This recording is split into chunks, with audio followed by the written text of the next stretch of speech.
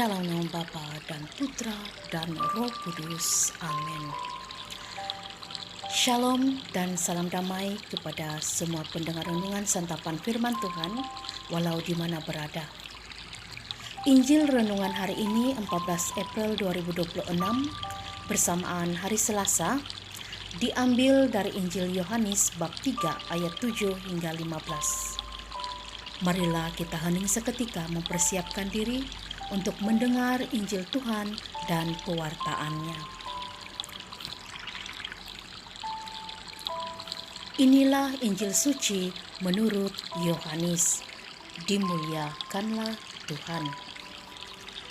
Dalam percakapannya dengan Nikodemus, Yesus berkata, "Janganlah engkau heran karena aku berkata kepadamu, kamu harus dilahirkan kembali.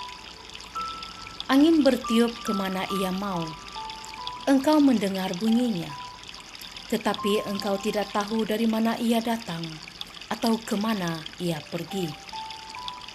Demikianlah halnya dengan tiap-tiap orang yang lahir dari roh." Nikodemus menjawab, katanya, "Bagaimanakah mungkin hal itu terjadi?"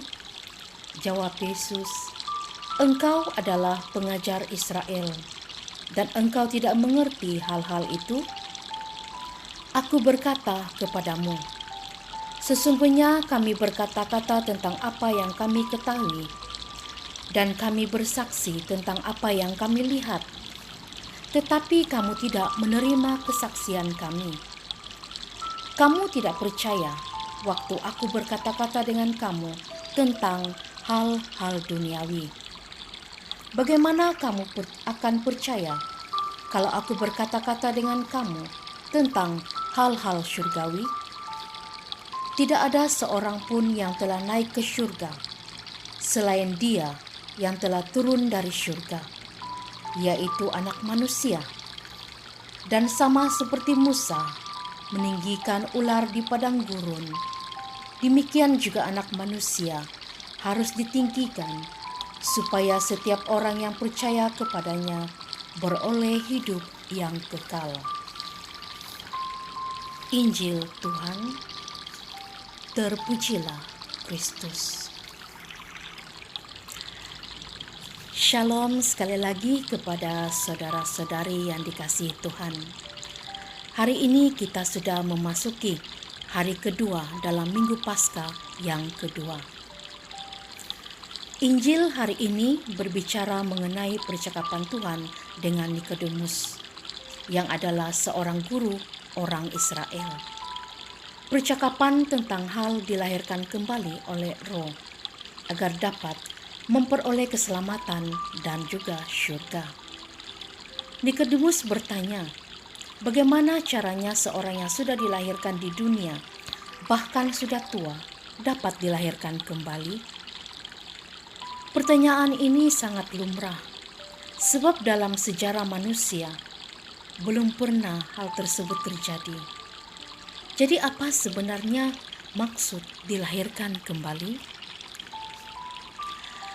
Saudara-saudari, sebagai umat Katolik, kita menerima anugerah pembaptisan sebagai pintu masuk rahmat Allah untuk hidup baru, seperti yang diinginkannya.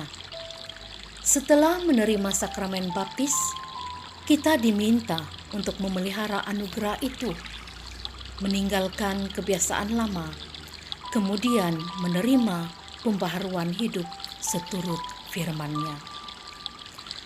Salah satu perubahan yang harus saya alami, ataupun kita semua yang dibaptis alami, adalah menghidupi kehidupan doa. Karena makna doa adalah ungkapan hubungan pribadi antara manusia dengan Allah. Allah terlebih dahulu menyapa manusia, dan manusia menjawab sapaan ini. Jawaban manusia atas sapaan Allah ini disebut doa. Jadi, doa tidak lain daripada dengan sedar memasuki hubungan yang pribadi dengan Allah dalam iman, harapan, dan kasih. Di dalam doa, iman dan cinta kasih memegang peranan yang utama. Oleh sebab itu, doa menjadi mudah bila iman dan cinta kasih terhadap Allah sungguh-sungguh hidup.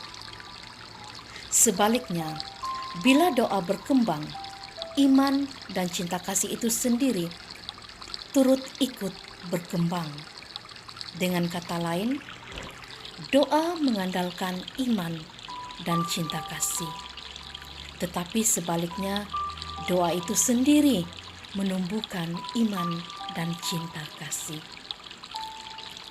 Saudara-saudara yang terkasih, mengapa doa ini penting di dalam proses menuju pembaharuan hidup kita? Teladan dan pengajaran Yesus sendiri menunjukkan betapa pentingnya doa di dalam hidup pribadinya. Tempat yang diberikan pada doa dalam hidup Yesus memberi keyakinan kepada kita akan nilai dan arti doa dalam hidup Kristiani daripada segala argumen.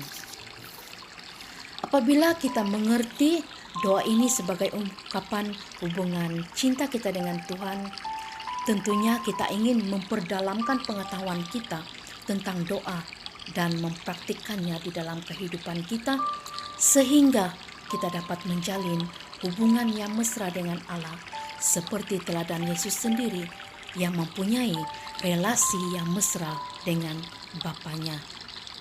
Bahkan seorang Kristen haruslah seorang pendoa. Ia harus bertemu dengan Tuhan di dalam doa. Ia harus menjadi dewasa di dalam Kristus. Dengan demikian dapat menemukan kehendak Tuhan di dalam hidupnya, mempunyai pribadi yang kuat dan berbicara dengan kuasa, mampu mengenali dan mengikuti bimbingan Roh Kudus, serta menolak roh jahat dalam hidupnya. Di dalam doa, seorang Kristen mendengarkan Tuhan dan menemukan kehendaknya bagi dirinya dalam situasi hidup di zaman ini. Maka itu, saudara-saudari yang terkasih, memiliki hubungan yang mesra dengan Allah melalui doa dapat membantu kita terus-terusan di dalam proses pembaharuan hidup. Kita yang meneladani Yesus pastinya tahu bahwa hanya Tuhan Yesus yang dapat ke syurga, karena Dia yang turun dari syurga dan tahu jalan ke sana untuk membawa jiwa-jiwa yang percaya kepadanya.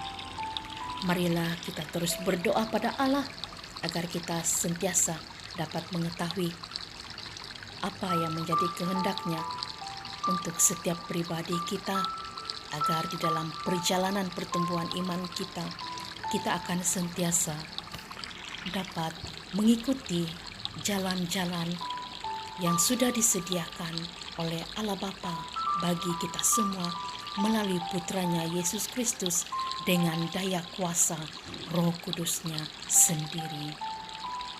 Tuhan memberkati. Dalam nama Bapa dan Putra dan Roh Kudus. Amin.